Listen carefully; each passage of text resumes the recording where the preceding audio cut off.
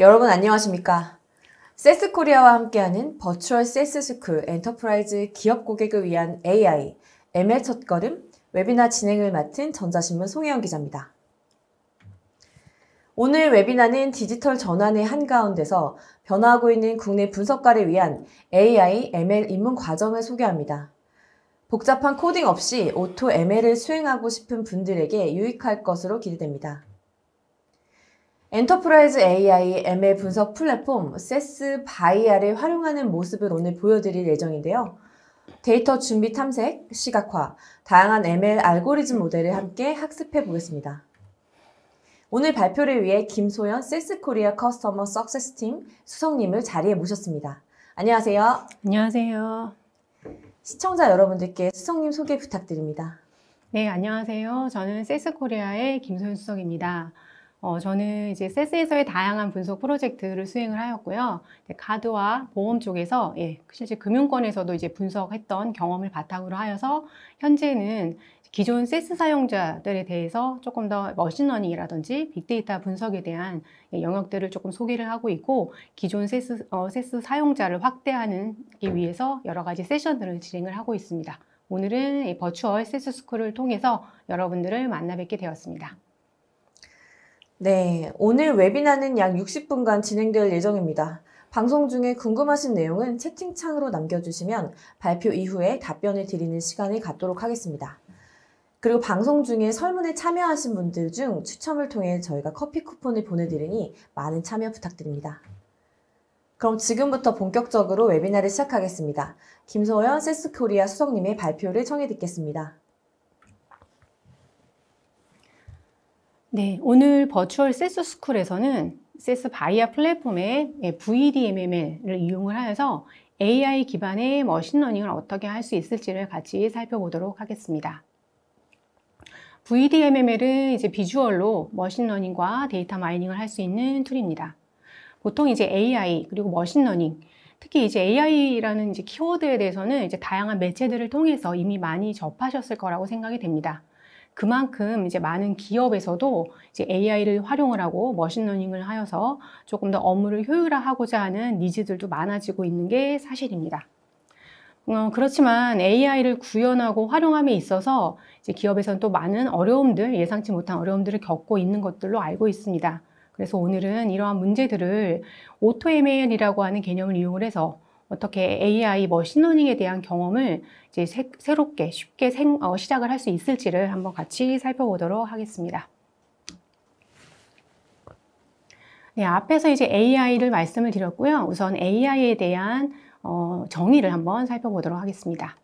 AI에 대한 정의는 이제 러닝이라고 하는 것과 오토메이션을 이용을 해서 휴먼 타스크를 모방하는 트레이닝 시스템 과학이다라고 지금 정의를 하고 있습니다. 네, 여기에서 이제 두 가지의 키워드죠. 러닝이랑 오토메이션이라고 하는 두 가지 키워드에 좀 집중을 할 필요가 있을 것 같은데요. 러닝이라고 하게 되면은 데이터로부터 이제 배운다, 학습한다 라고 좀 생각을 하시면 돼요. 많이 아마 들어보셨을 거라고 생각이 됩니다. 이렇게 러닝을 하게 되면 이 결과물로 저희가 흔히 이제 모델이라고 얘기하는 딥러닝 또는 이제 머신러닝 이런 모형을 만들 수가 있죠. 그리고 이렇게 만들어진 모형을 가지고 이제 새로운 데이터에 적용을 해서 의사결정을 좀 자동화하고자 하는, 자동화하는 부분, 그 부분이 이제 오토메이션에 해당이 된다라고 이제 말씀을 드릴 수 있을 것 같고요. 그렇다면 이제 러닝이랑 오토메이션 이렇게만으로 이 한 번만으로 이제 다 구현이 가능한 건지, 네, 그렇지는 않을 것 같습니다. 최근에 보시면 이제 뭐 코로나라든지 이런 이슈들, 예상치 못했던 이슈들로 인해서 또는 이제 뭐 시장 환경이 변화되고 있고 고객의 속성이 바뀌고 있고 등등이 이제 데이터를 이제 변하게 이제 만들게 되고요. 이제 데이터가 변함에 따라서 이제 저희가 구축한 모델들도 변해야 된다라고 이제 필요성을 많이 느끼실 수 있을 것 같습니다. 그렇기 때문에 러닝이랑 오토메이션을 그 자체를 조금 더 이제 더 오토메이션 하는 것들도 필요할 수 있겠죠. 결국에는 데이터에 대한 이제 AI를 구현함에 있어서는 데이터가 좀 많아지면 많아질수록 그 정보의 양이 많아질수록 이제 정확도도 이제 높아지는 것도 염두에 두셔야 된다고 생각을 합니다. 네, 그럼 이제 앞서 말씀드렸던 이제 AI에 대해서 이제 4가지 지능으로 좀 설명을 드릴 수 있을 것 같습니다. 네, 보통은 이제 저희가 학습지능, 언어지능, 시각지능, 음성지능 이렇게 좀 분류를 하고 있고요. 이제 이런 것들을 통해서 봤을 때 이제 결과적으로는 AI라고 하는 거는 산업 전반에 이제 AI로 인해서 혁신의 속도가 좀 굉장히 이제 빨라지고 있다라고 볼 수 있을 것 같고요. 아마 많이 느끼시겠지만 뭐 의료라든지 금융권 또 뭐 자동차, 유통 등 이제 다양한 업권에서 변화가 되고 있는 것들이 이제 사실입니다.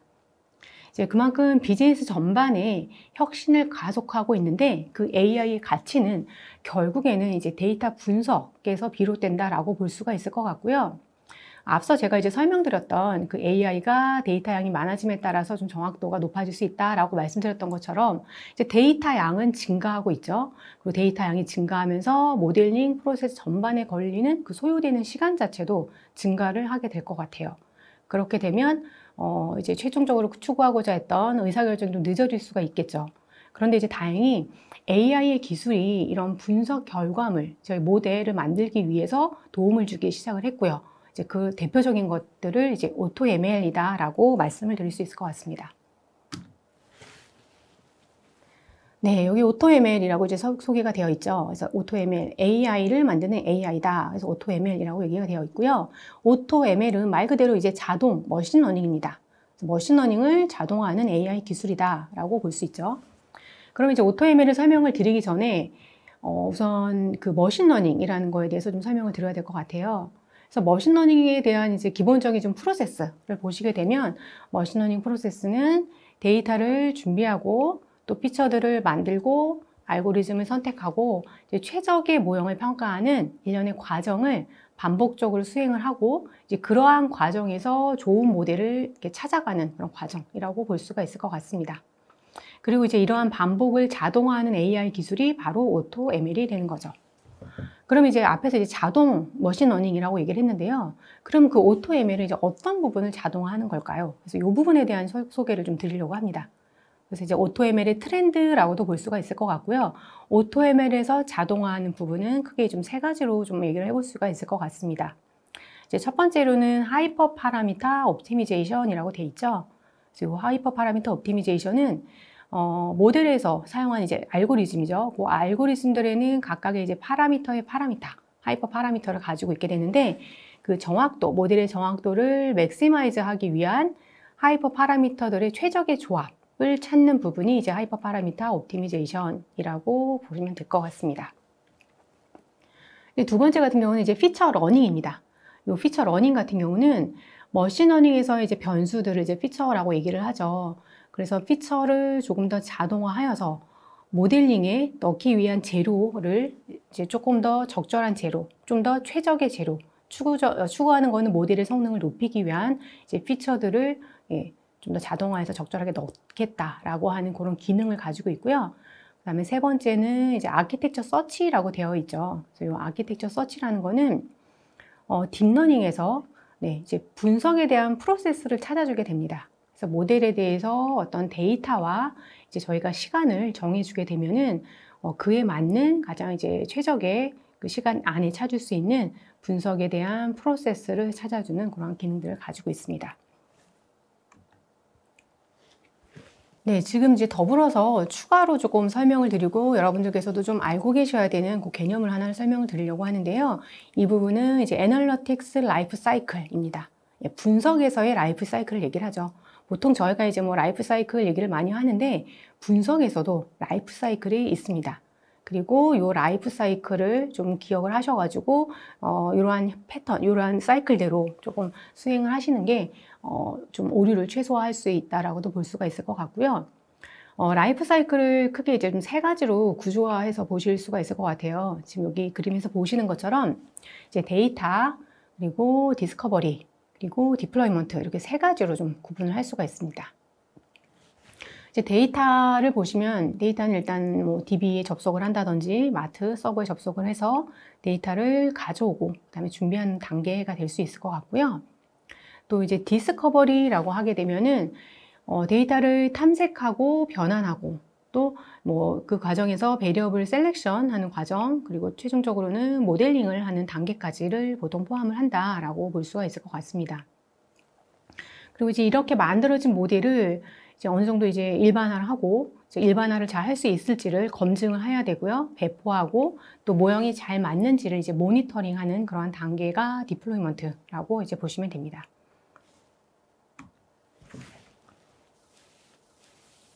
네, 그럼 이제 앞에서 이제 AutoML을 좀 살짝 언급을 드렸었는데요. 그러면 세스에서는 이제 세스에서의 AutoML인 AI Enhanced Analytics를 어떻게 하는지를 보시게 되면, 시장에서의 AutoML은 보통 이제 디스커버리 쪽이 좀 많이 이제 좀 포커스가 되어 있다라고 볼 수가 있을 것 같습니다. 그래서 디스커버리 안에서도 이제 모델링 쪽, 그리고 모델링 안에서 이제 피처 엔지니어링이라든지 이제 오토 튜닝 쪽에 조금 집중을 하고 있다라고 하게 되면은 이제 세스에서는 앞서 설명드렸던 분석의 라이프 사이클, 그 DDD라는 관점에서 전반적인 라이프 사이클을 좀 커버를 할 수 있는 부분을 AI를 구현함에 있어서 좀 고려를 해야 된다라고 보고 있고요.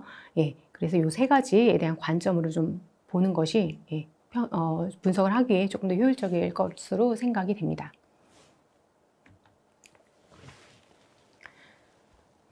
네, 그러면 세스 이제 AI Enhanced Analytics, 세스에서의 이제 AutoML이라고 볼 수가 있습니다. 지금 제가 여기 이제 장표 그래프를 통해서 좀 설명을 드리려고 하는데요. 그래프를 보시게 되면 일단 X축에 있고 이제 Y축에 있습니다. 그래서 이 X축에 해당하는 부분이 이제 기간이라고 되어 있고 시간이라고 생각을 하시면 돼요. 그래서 이제 기간의 흐름, 시간의 흐름이라고 보시면 되죠. 그래서 아래에 있는 전통적인 분석인 하얀색 그래프를 한번 하얀색 실선 그래프를 한번 먼저 보도록 하겠습니다. 이 하얀색 그래프를 보시게 되면 우선은 이제 데이터를 준비하고 뭔가 분석하고 모델을 만들고 하고 이제 수동 모델을 만들어서 이제 배포를 하는 기간까지 어느 정도 이제 일정 기간이 상당히 좀 소요가 되는 것들로 보실 수가 있죠. 그래서 어느 정도 일정 기간 동안 분석하는 데 시간을 사용을 하게 되고요. 그리고 이제 모델을 만들어서 배포하면서부터의 어떤 분석에 대한 기업에서는 분석에 대한 가치를 얻어보실 수가 있겠죠. 그래서 이제 Y축이 이제 0 이상이 되면서 분석의 가치를 이제 얻어보게 됩니다. 그런데 이제 지속적으로 분석의 가치를 얻을 수 있으면 참 좋겠는데 이제 어느 정도의 일정 시간이 지나게 되면 다시 또 그 분석에 대한 그 모델링이 좀 이제 저하가 되면서 다시 가치가 떨어지면서 0으로 가는 형태를 보실 수가 있거든요. 근데 이러한 거는 이제 시장 상황이 바뀜에 따라서 모델링이 계속적으로 조금 이제 변화가 되어야 되는데 이런 것들이 좀 뒷받침되지 못하는 그런 원인이라고 볼 수가 있을 것 같고요.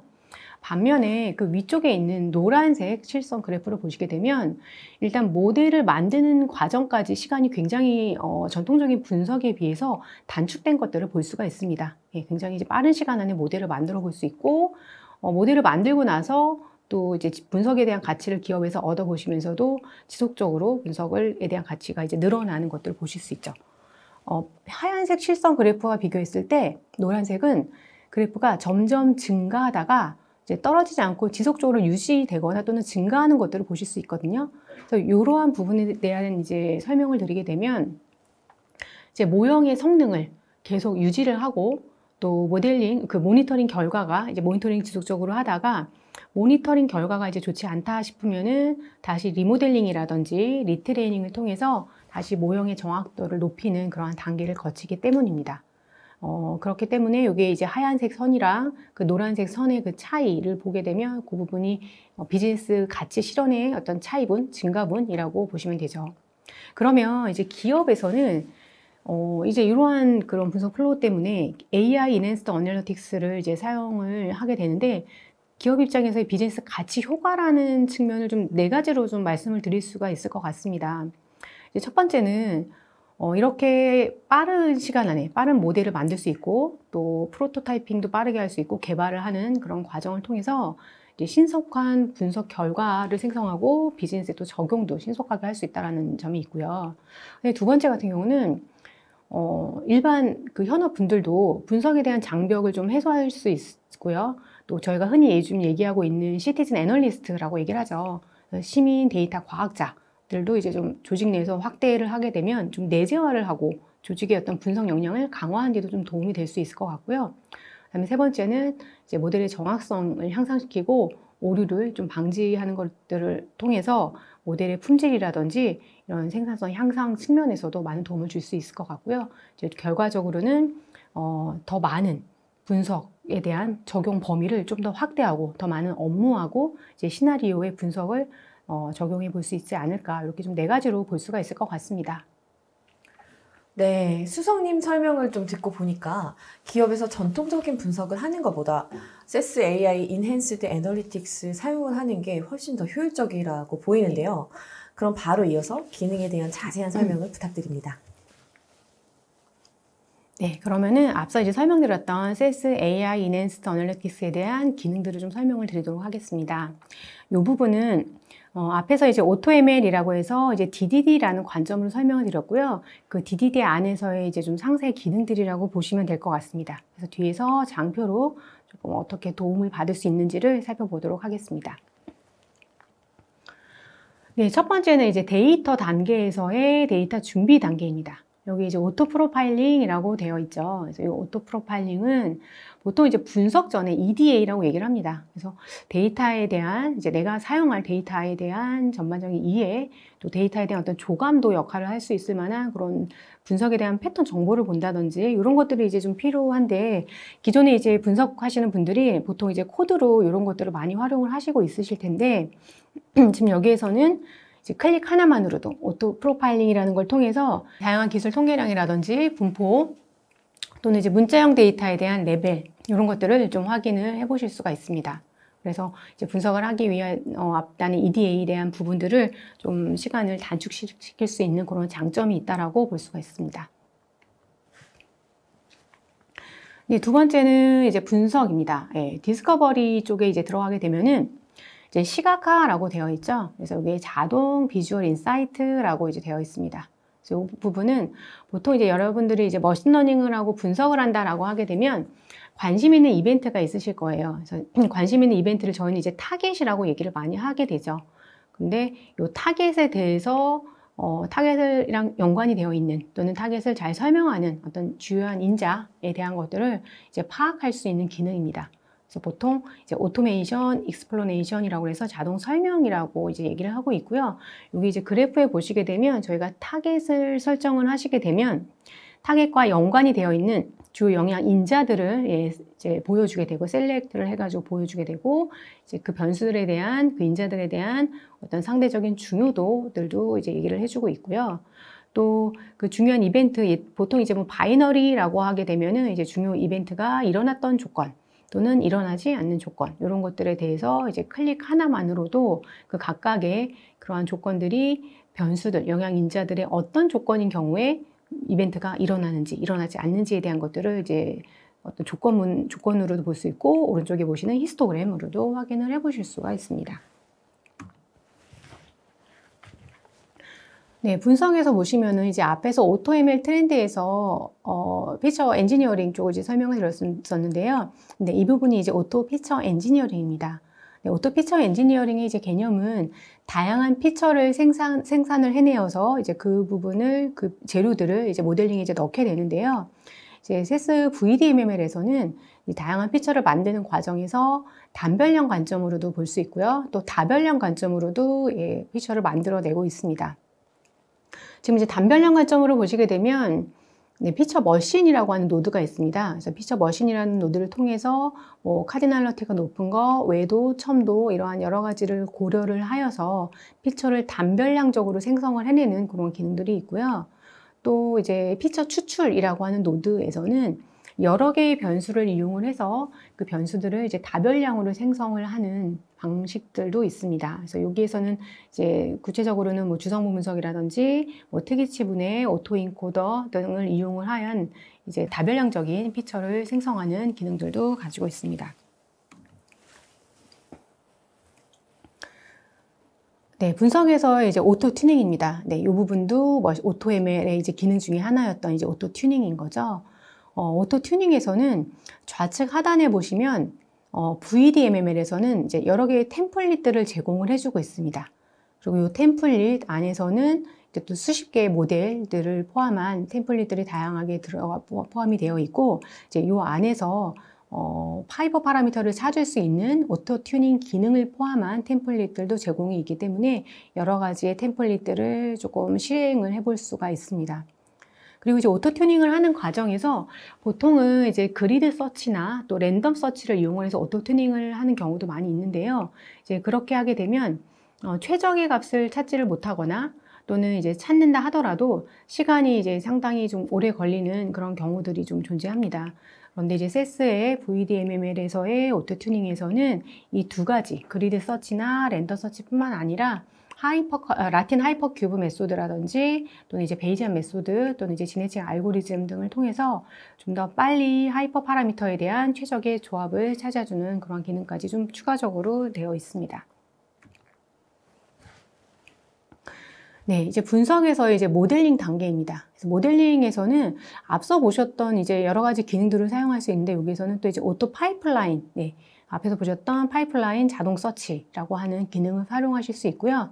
보시는 것처럼 좌측에 보시는 것처럼 사용할 데이터와 그다음에 시간을 설정을 하게 되면 AI가 내가 사용할 데이터를 프로파일링을 하고 분석을 해서 내가 설정한 그 시간 안에 찾을 수 있는 최적의 분석 플로우를 찾아주게 됩니다.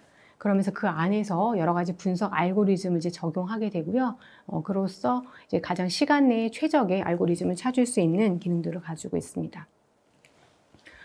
결국에는 이제 여러 가지 모델을 만들고 머신러닝을 이용해서 만들게 되면 그 최적의 모델을 이제 해석을 해야 되는 니즈가 생기게 되죠.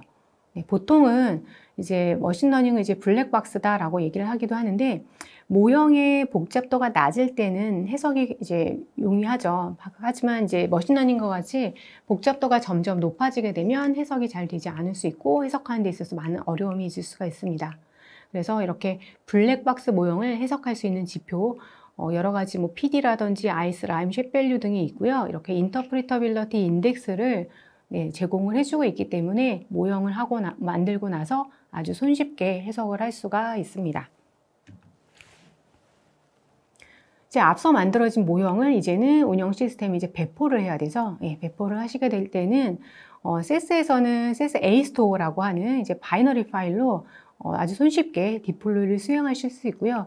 보통 이제 요즘은 이제 모델링 하는 것들에 이제 국한되지 않고 결국에는 이제 운영단에 어떻게 연결을 돼야 되는지 그래서 이제 보통 뭐 데브옵스라든지 뭐 모델옵스 이런 것들이 많이 얘기가 되고 있는 만큼 이제 VDML에서는 이제 손쉬운 배포가 가능하다라고 설명을 드릴 수 있습니다. 네, AI 인핸스드 어널리틱스를 하는 이제 그 가치 분석을 통한 이제 분석 가치에 대한 부분 중에 이제 모델에 대한 모니터링하고 이제 셀프 러닝을 한다라고 되어 있거든요. 그래서 모형을 만들고 그 모형의 정확도를 이제 유지하는 게 이제 또 다른 어떤 하나의 관건이 될 수가 있을 것 같은데 이제 시간이 지나고 환경이 달라지면 이제 모양이 잘 맞지 않기 때문에요. 결국에는 이제 모니터링을 하고 그리고 어느 일정 수준의 임계값 이하로 이제 정확도가 떨어진다라고 하게 되면 자동으로 이제 셀프 러닝을 통해서 모형의 정확도를 올리는 그러한 기능까지 이제 적용이라는 단계에서 시도를 해보실 수가 있습니다.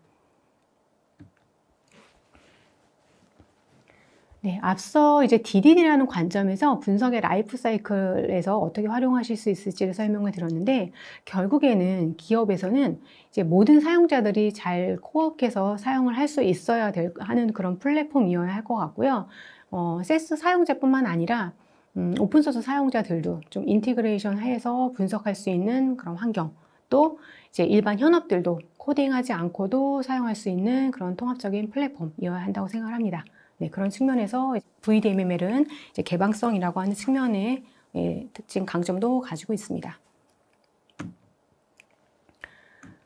네, 그럼 이제 앞에서 설명드렸던 이제 그 AutoML이라는 기능을 가지고 VDMML에서 이제 어떻게 좀 분석을 할 수 있을지를 보려고 하는데 저희가 지금 사용할 데이터는 이제 HMEQ라고 하는 데이터고요. 그 데이터에 대한 이제 간략한 소개를 좀 드리게 되면 네, 이 데이터는 간단한 샘플 데이터이고 이제 은행에서 주택담보대출을 실행을 하려고 할 때 부도일지 아닐지 신용 상태가 좋은 고객 아니면 그렇지 않은 나쁜 고객에 대한 그 이제 바이너리 타겟이죠. 바이너리 타겟에 대해서 이제 클래시피케이션을 하기 위한 모델입니다.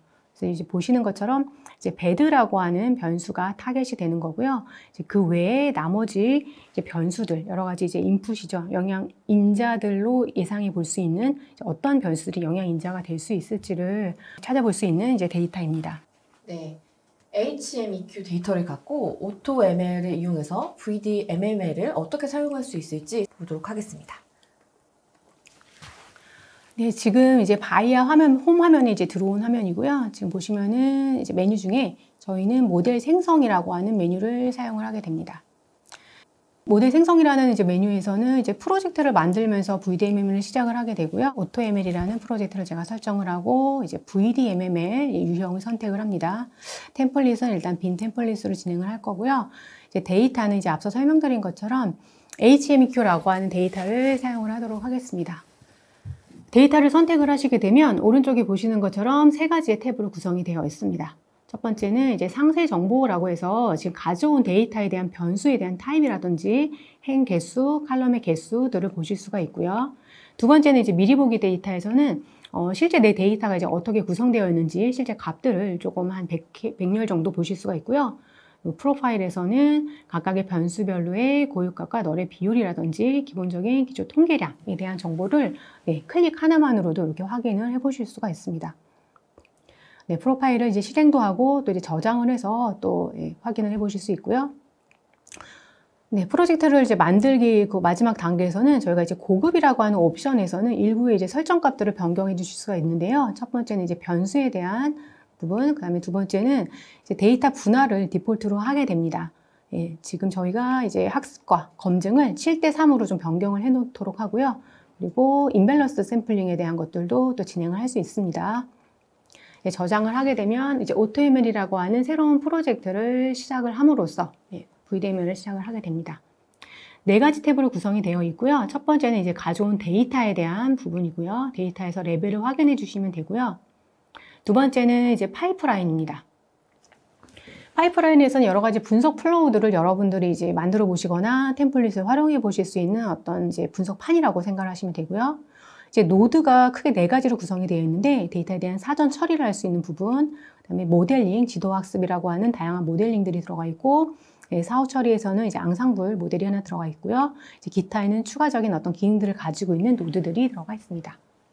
우선은 지금 이제 데이터를 이제 가지고 와서 내 데이터가 이제 어떻게 구성되어 있는지를 한번 알아보기 위해서 데이터 탐색이라고 하는 노드를 실행을 했습니다.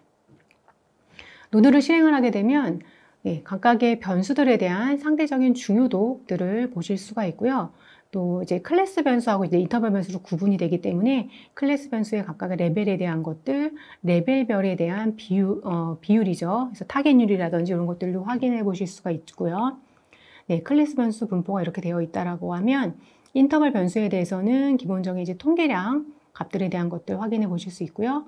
또 외도, 첨도를 기준으로 해서 뭐 정규성 편차라든지 상대 변동 등에 대한 것들도 확인을 해 보실 수 있습니다. 네, 인터벌 변수에서는 또 각각의 변수별로 8개 구간으로 이제 버킷으로 나누게 되고요. 각각의 구간별로의 빈도에 대한 것들, 그리고 결측치 구간이 어느 정도 있는지, 또 각 변수별로 결측값 비율이 어느 정도인지 또 한꺼번에 확인해 보실 수 있습니다. 데이터 탐색에서는 이제 가장 중요한 부분이 이 부분이라고 보실 수 있고요. 타겟 교차 테이블입니다. 0이 파란색이죠. 정상, 신용 상태가 정상인 사람, 1은 신용 상태가 불량인 사람. 저희가 지금 하려고 하는 거는 0과 1을 클래시피케이션 하기 위한 모델을 만드는 거죠. 그래서 0과 1의 분포들을 이제 보고 있습니다. 지금 보시는 것처럼 이제 1이 이제 신용 상태가 불량인 경우고요. 지금 뎁트 INC 같은 경우는 수입 대비 부채 비율이라고 하는 변수입니다. 그러면 지금 일정 수준 이상, 50% 이상이 되게 되면 다 부실이다라는 것들을 확인해 보실 수가 있습니다. 그리고 딜링크 같은 경우 이제 부실 거래 수인데요. 부실 거래 수도 약 한 3.8건 이상이 되게 되면 다 부실인 것들로 보실 수 있죠. 그래서 여기에서 데이터 탐색에 타겟 교차 테이블만을 이렇게 변수별로 이렇게 좀 보신다 하더라도 지금 보시는 것처럼 잡은 별 영향이 없는 것들로 보이죠. 각각의 변수들이 지금 저희가 생각하는 타겟 이벤트라고 하는 이 부분에 대해서 어떤 변수 영향을 미칠 수 있을지를 좀 미리 확인해 보실 수 있습니다. VDML에서 각각의 노드에 대해서는 이제 내부적으로는 이제 프로시저가 실행이 됩니다. 그러면 저희 지금 이제 파이프라인 1에서는 이제 디시전 트리 기반의 이제 알고리즘을 두 개를 한번 비교를 해보도록 할 건데요. 머신러닝으로 이제 포레스트 알고리즘과 그레디언트 부스팅 두 개 알고리즘을 한번 비교를 해보도록 하고요. 두 개 알고리즘을 연결을 하시게 되면 아래 보시는 것처럼 모델 비교라고 하는 노드가 자동으로 이제 연결이 됩니다. 그러면 지금 이제 각 포레스트에 대한 옵션을 보도록 하겠습니다. 네, 우측에 보시게 되면은 각 알고리즘에 대한 속성입니다.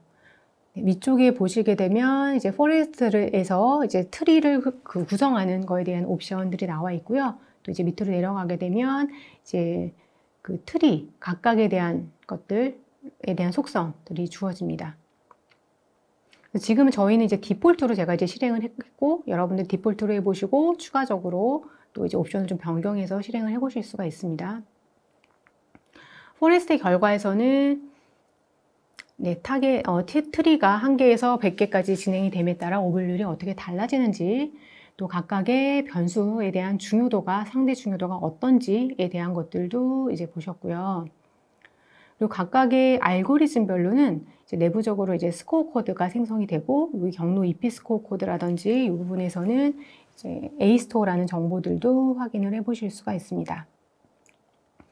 오른쪽에 보시는 이제 속성이라고 하는 부분은 지금 이제 디폴트로 실행을 했기 때문에 포레스트의 각각의 하이퍼 파라미터에 대한 속성이 그대로 보여진다라고 보시면 되고요.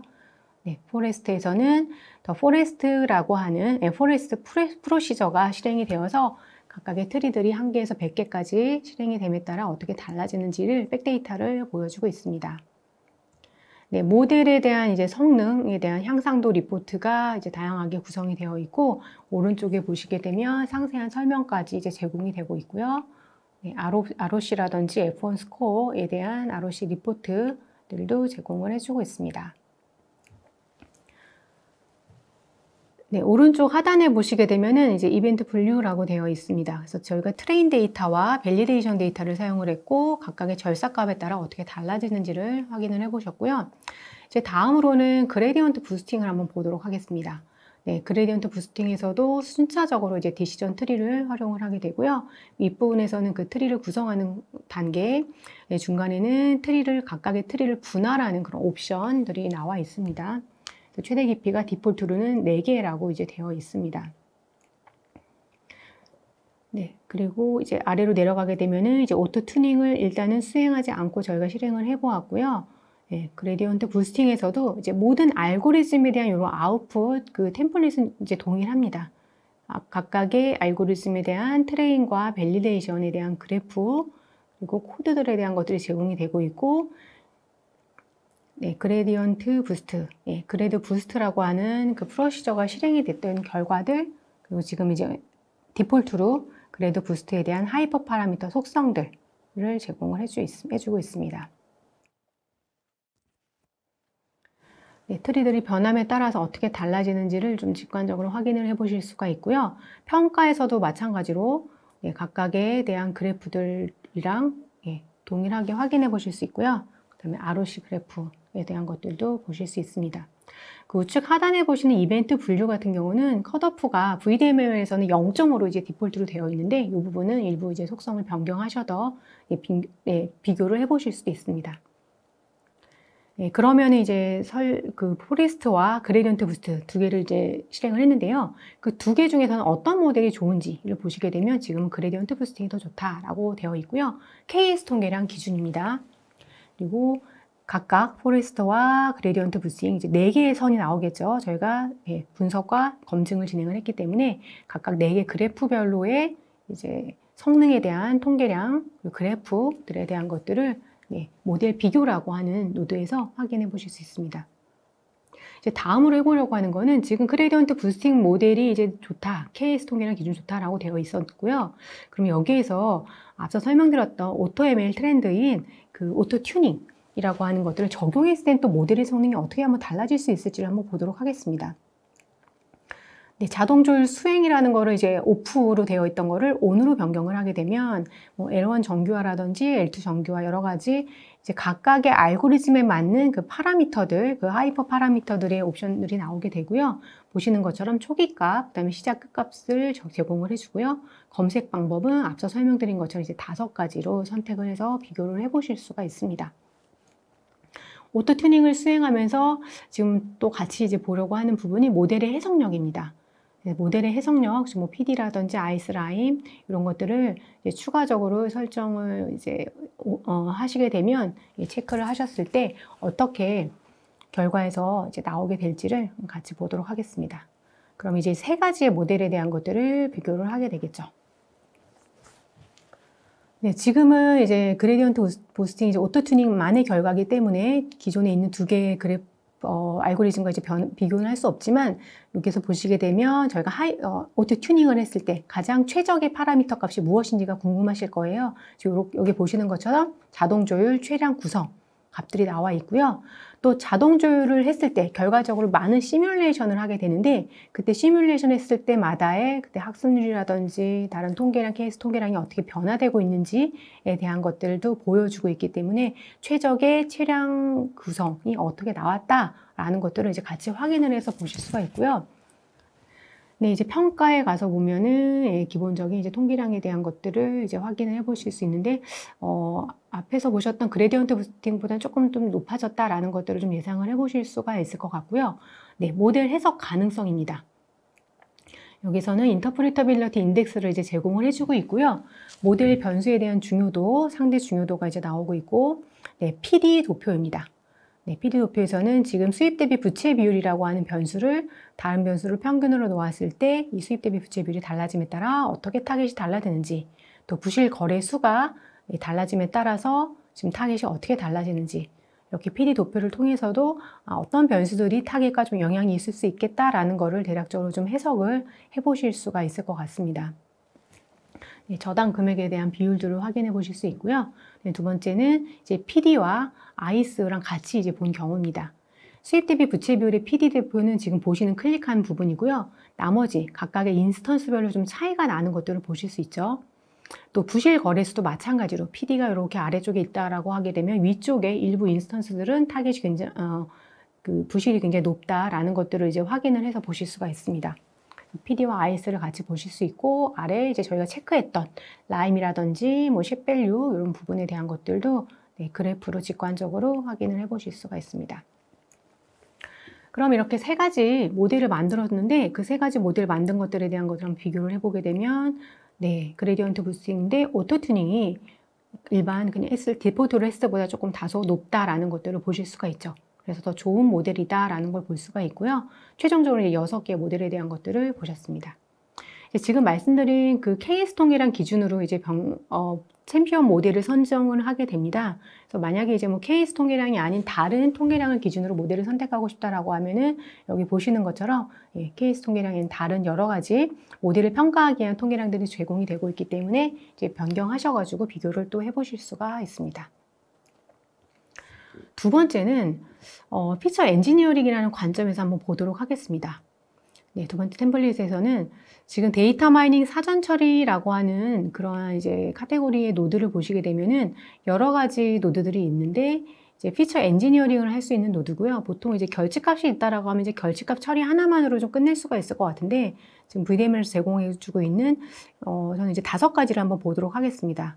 이제 각각의 5가지의 그 어떤 사전 처리가 달라짐에 따라서 알고리즘은 동일하게 로지스틱 회귀 분석을 연결을 했고요.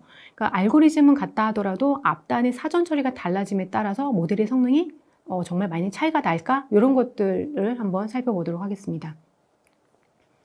지금 결집값 처리 같은 경우는 디폴트로는 평균과 최빈값을 이제 취하고 있습니다. 여러 가지 옵션도 있긴 한데 우선은 디폴트로 한번 실행을 해보고요.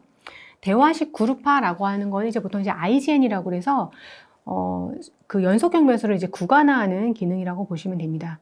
여기에서는 뭐 디폴트로 이제 인포메이션 밸류를 가지고 이제 0.1 이상인 것만 인풋으로 이제 사용하겠다라는 부분이고, 이제 변수를 변환하는 여러 가지 옵션이 있는데 각각의 변수를 다 동일하게 변환하는 것이 아니고 이제 최량이라는 거를 선택을 하게 되면 이제 변수에 맞게 가장 최적의 변환 방법을 선택을 하는 것들을 체크를 했고요. 네, 피처 머신이 이제 앞서 장표에서 설명드렸던 단별량으로 생성하는 부분입니다. 그래서 지금 체크되어 있는 뭐 카디널리티, 뭐 결측, 외도 이렇게 되어 있는데 추가적인 것들도 여러분이 체크를 하시게 되면 더 많은 피처를 단별량적으로 선택을 하셔가지고 각 입력 변수당 피처를 2개씩 선택을 해서 추후에 이제 로지스트 회귀 분석에 반영하는 형태로 활용을 하실 수가 있고요. 피처 추출은 이렇게 5가지로 구성이 되어 있고요. 단별량적인 어떤 변수를 만들어내는 그런 관점의 이제 피처 엔지니어링 노드라고 보시면 됩니다. 그럼 이렇게 5가지의 각기 다른 사전 처리를 이용을 해서 변수의 어떤 재료들을 달리했을 때 동일한 알고리즘이라 하더라도 이제 달라지는지를 볼 건데요. 지금 각각의 그 결과들, 마이닝 사전 처리 노드에 대한 결과도 좀 잠깐 설명을 드리도록 할게요.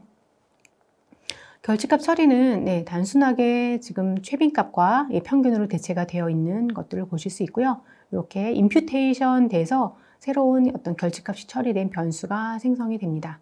기존 변수 외에 새로 결집값 처리된 변수가 뒷단에서 알고리즘에 포함이 되게 되고요.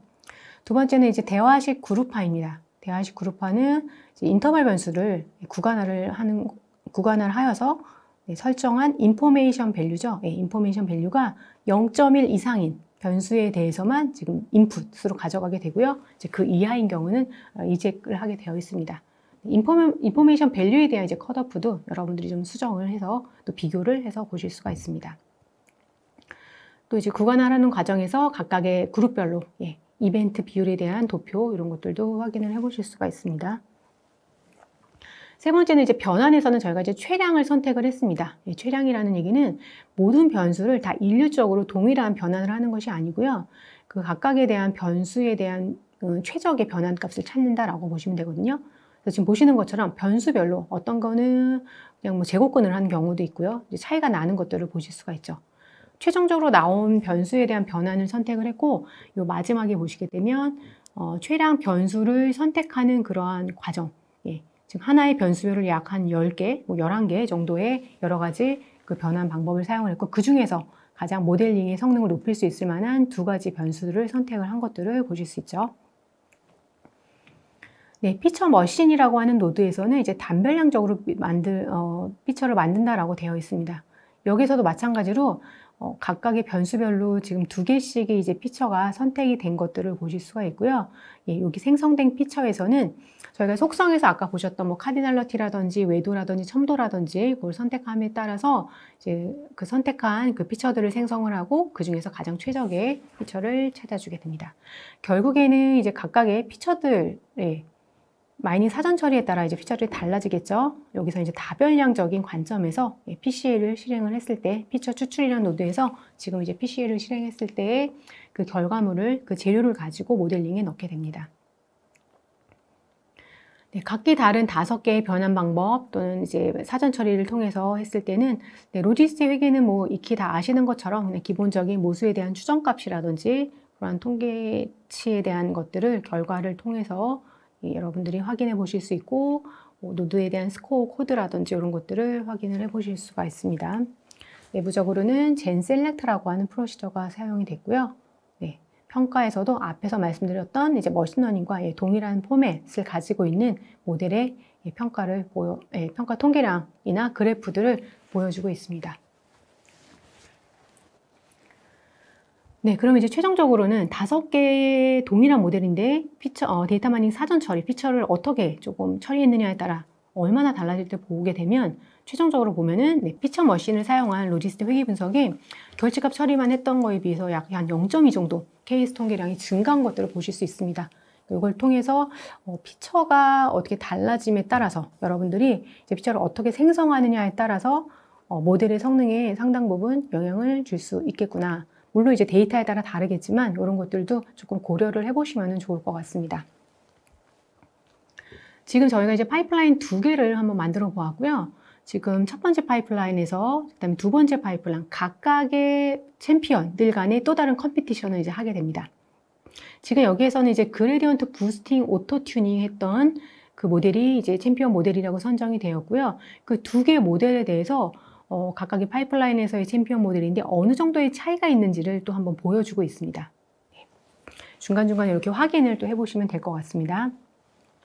세 번째는 저희가 직접 만들지 않고 이번에는 이제 좀 템플릿을 한번 이용을 해보도록 하겠습니다. 템플릿들이 이제 여러 가지가 있는데 그 템플릿 중에서 지금 자동 조율이 포함된 클래스 타겟용 템플릿을 한번 구성을 해보게 되면 파이프라인을 이제 로드하게 되고요. 지금 여기서 이제 제시해주고 있는 템플릿은 회계 분석 앞단에 뭐 결측 처리를 하고 변수 선택을 하고요. 또 뭐 포레스트랑 그레디언트 부스팅, 이제 여기에서는 이제 앙상블이라고 하는 거를 좀 추가를 해서 전체적으로 이제 6개 정도의 모델을 실행을 해서 한번 비교를 해보겠다라고 되어 있고요. 그다음에 이거 실행되는 동안 네 번째 이제 파이프라인 서치를 통해서 한번 볼 건데요. 네, 이렇게 보시는 것처럼 시간을 제한을 해줄 수가 있습니다. 지금 저는 이제 짧게 3분이라는 시간을 주어졌고요. HMEQ라는 데이터를 가지고 3분 동안에 AI가 어떠한 파이프라인 서치를 만들지를 이제 여러분들이 그 과정을 지금 보고 계시는데요. 이제 동일한 데이터라 하더라도 시간을 달리함에 따라서 때에 따라서는 이제 좀 다른 파이프라인이 레코멘드가 된다라고 보시면 됩니다. 우선은 프로파일을 하고 있고요. 그다음에 지능적으로 구성하고 있다라고 되어 있어서 여러 가지 후보 가지들을 만들고 뭐 데이터 클린징을 내부적으로 또 할 수도 있고요. 파이프라인을 구성하고 있는 그런 것들, 이렇게 결과들이 나온 것들을 보실 수가 있습니다. 네, 파이프라인 실행을 하게 되면 중간에는 이제 세스 코드라는 것도 지금은 이제 포함이 되어 있는 것들로 보실 수가 있죠. 데이터 세스 코드를 일부 사용해서 변화를 한 방법이 있습니다. 그러면 이제 다시 세 번째 파이프라인에서 이 세 번째 파이프라인은 템플릿을 이용을 했던 파이프라인입니다. 여기서 템플릿 이용했던 파이프라인에서는 지금 보시면 그레디언트 부스팅 7개 중에서 그레디언트 부스팅이 가장 성능이 좋다라고 나와 있고요.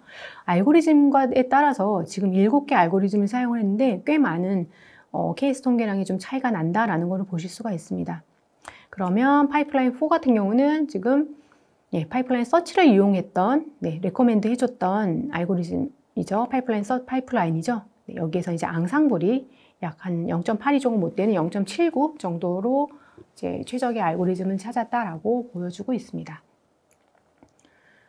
네, 이렇게 해서 이제 4가지의 파이프라인을 한번 구성을 해보았고요. 이제 파이프라인 비교에 가서 보시게 되면, 파이프라인 비교에는 이렇게 4가지에 대한 것들을 이제 비교를 해보실 수가 있고, 지금 가장 좋은 모델이 어떤 모델인지에 대한 것들을 이제 확인을 해보실 수 있습니다. 모델의 방법, 그러니까 템플릿의 방법이라든지 어떤 마이닝 사전 처리라든지 이런 것들에 따라서 좀 달라지는 것들을 볼 수 있고요. 이렇게 한번 만들어진 모델을 이제 그 최종적으로 선택하기 전에 이제 홀드아웃 데이터라고 해서 일부 이제 또 다른 데이터가 있다라고 하면 홀드아웃 데이터 스코어링을 또 진행을 해볼 수가 있을 것 같습니다. 홀드아웃 데이터를 하게 되면 이제 앞서 만들어진 그 4가지의 모델들에 대해서 이제 적용해서 그 결과만 비교를 해보실 수가 있어요.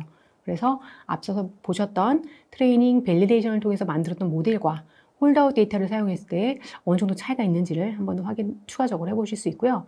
최종적으로 선택된 모델을 이제 파이프라인 1의 오토튜닝 그레디언트 부스팅 모델이었습니다. 그래서 저희가 이번에는 이 모델을 가지고 이제 스코어링을 하는 단계를 한번 보여드리도록 하겠습니다.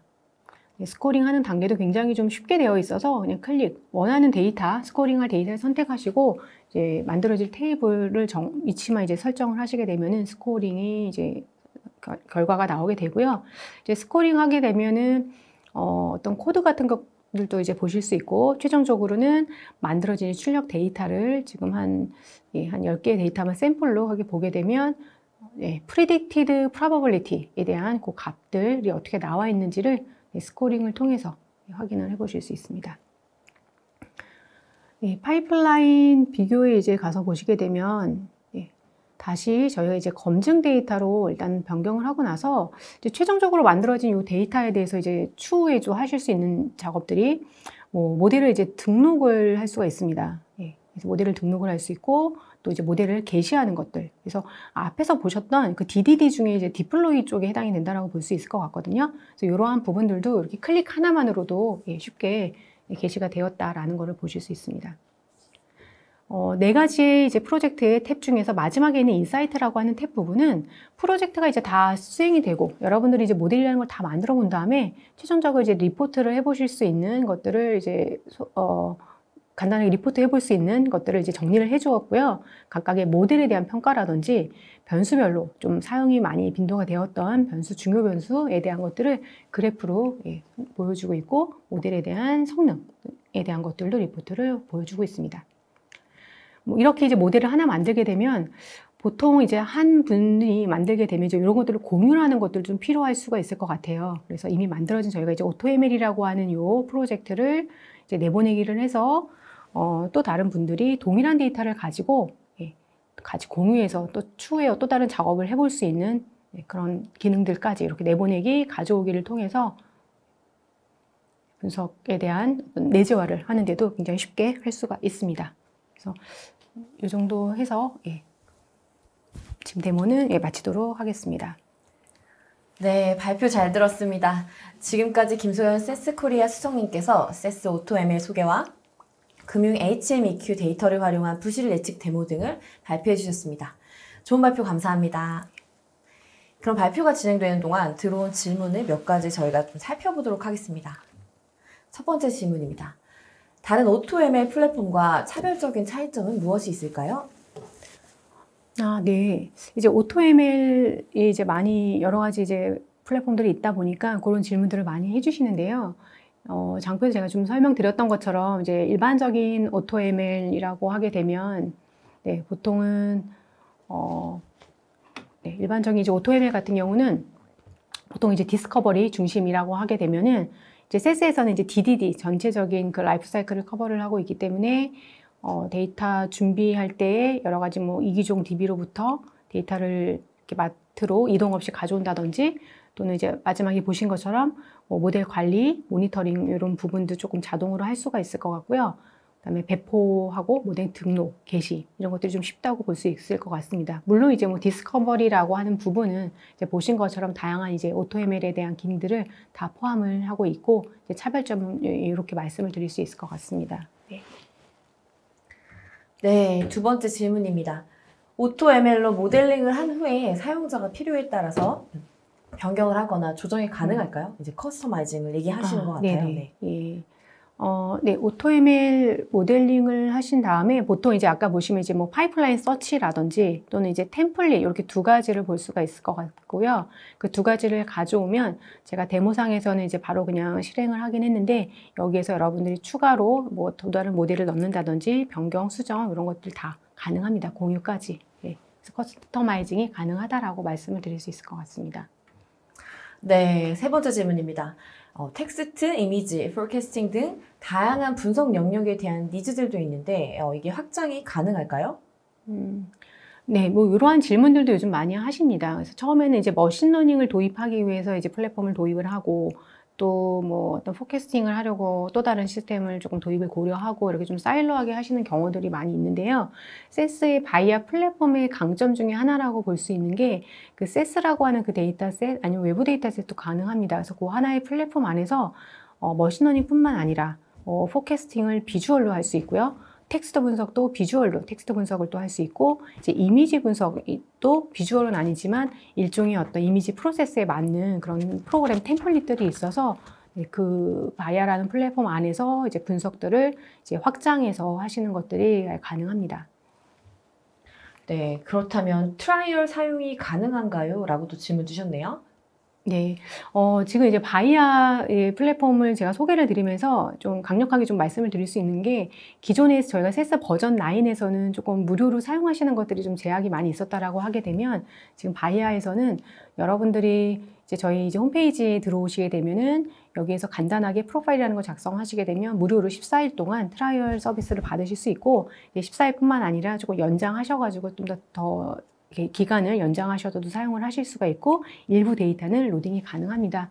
그래서 이제 이번에 오늘 이제 버추얼 세스 스쿨을 통해서 이러한 부분들에 대해서 잘 이제 모르셨던 분들도 계실 것 같아서 혹시 이제 댓글에다가 좀 관심 있으신 분들을 남겨주시게 되면은 저희가 따로 컨택을 해서 이렇게 사용하는 방법이라든지 또 간단한 이제 뭐 교육이 필요하게 되면은 간단한 세션을 진행하는 등 이런 것들을 좀 진행을 해볼 수가 있을 것 같습니다. 네, 오늘 웨비나 10개가 굉장히 뜨거운데요. 그래서 질문도 굉장히 많이 들어오고 있습니다. 네, 다섯 번째 질문 드릴게요. 국내 금융권 도입 이슈와 해결 사례가 있을까요? 네. 지금 이제 보통 뭐 현재 그 바이아가 세스 금융권의 뭐 카드, 은행 또 보험 쪽에서는 이미 도입이 되어서 사용을 하고 있고요. 또 이제 아시겠지만 금융권은 이제 고객 정보라든지 또 데이터 보안에 대한 이슈들도 좀 많이 있고요. 또 이제 기업 자체에 이제 보안 이슈가 있는 경우들이 있는데, 현재는 금융권에서 요구하는 이제 보안 요건이라든지 이런 것들은 충족을 하고 있기 때문에, 예, 앞으로도 지속적으로 도입 확대가 되지 않을까라고 생각을 하고 있습니다. 네. 기존 엔터프라이즈 마이너와 VDMML의 차이점에 대해서 설명을 좀 부탁드립니다.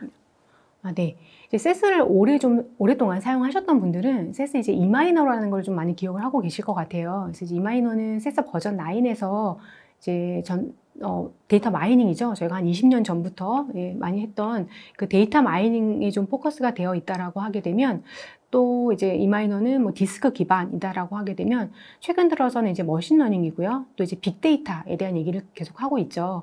그래서 이제 VDMML, 이제 바이아 플랫폼 안에서의 VDMML은 이제 인메모리 방식으로 할 수 있기 때문에 속도가 굉장히 빠르다라는 거고요. 이제 아시겠지만 머신러닝을 하다 보면 이제 계산량이 굉장히 많게 되죠. 그래서 그런 것들을 이제 인메모리에서 좀 더 빠르게 할 수 있는 그런 성능적인 장점도 있고, 또 하나는 이제 데이터 마이닝에 좀 국한되지 않고 조금 더 이제 뭐 딥러닝이라든지 여러 가지 머신러닝 요즘 속속 생겨나고 있는 그런 이제 알고리즘들에 대한 것들을 이제 VDML에서는 그러한 관점에서 머신러닝 관점에서 조금 더 이렇게 커버를 하는, 그 커버리지가 좀 넓다라고 좀 설명을 드릴 수가 있을 것 같습니다. 네. 네.